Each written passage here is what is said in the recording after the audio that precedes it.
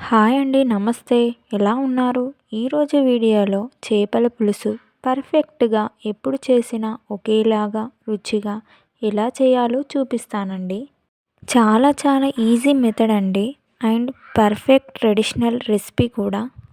ఏ చేపలైనా నేను చెప్పిన విధంగా మీరు ట్రై చేస్తే పర్ఫెక్ట్‌గా టేస్టీగా వస్తుందండి.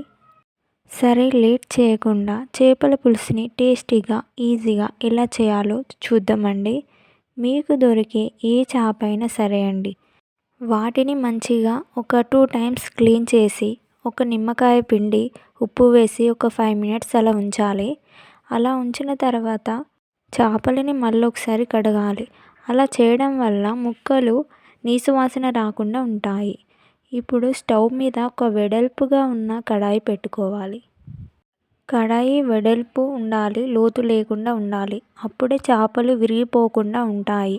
తర్వాత ఇందులో ఆయిల్ వేసుకోవాలి. ఆయిల్ హీట్ అయిన తర్వాత నేను ఇక్కడ కాల్చిన ఉల్లిగడ్డ తీసుకున్నాను. అందులో కొంచెం జీలకర్ర వేసుకొని మిక్స్ చేసుకోవాలి. ఆ వచ్చిన పేస్ట్ని ఇప్పుడు ఇందులో వేసుకోవాలి. కాల్చిన ఉల్లిగడ్డ వేయడం వల్ల కర్రీ చాలా టేస్టీగా ఉంటుంది. ఉల్లిగడ్డ పేస్టు మంచిగా ఆయిల్లో ఫ్రై అయిన తర్వాత అందులో ఒక 2 పచ్చిమిర్చి వేయాలి. పచ్చిమిర్చి వేసిన తర్వాత అవి ఆయిల్లో గోలిన తర్వాత మనం ముందుగా రెడీ చేసుకున్న చింతపండు రసాన్ని ఇందులో పోసుకోవాలి.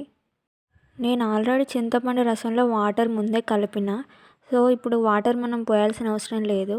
మీరు ఒకవేళ ఓన్లీ చింతపండు రసాన్ని తీసుకొని ఇందులో వేస్తే తర్వాత వాటర్ యాడ్ చేసుకోవచ్చు.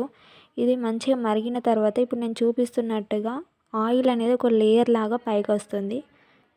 చింతపండు రసం మంచిగా మరిగిన తర్వాత మీకు తగినట్టుగా కారం ఉప్పు వేసుకోండి.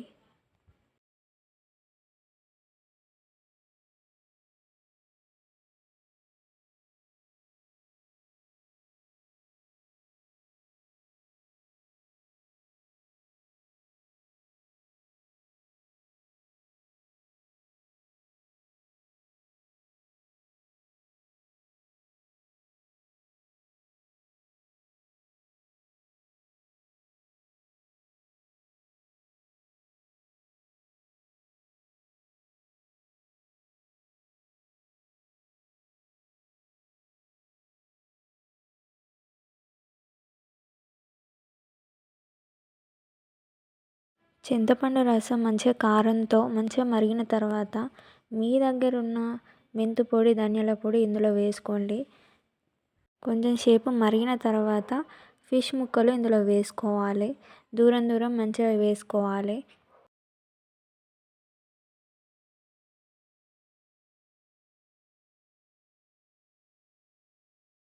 చేపల కూర వండేటప్పుడు చెంచా కూరలో పెట్టద్దు అని మన పెద్దవాళ్ళు అంటారు. ఎందుకంటే ముక్కలు విరిగిపోతాయి కాబట్టి.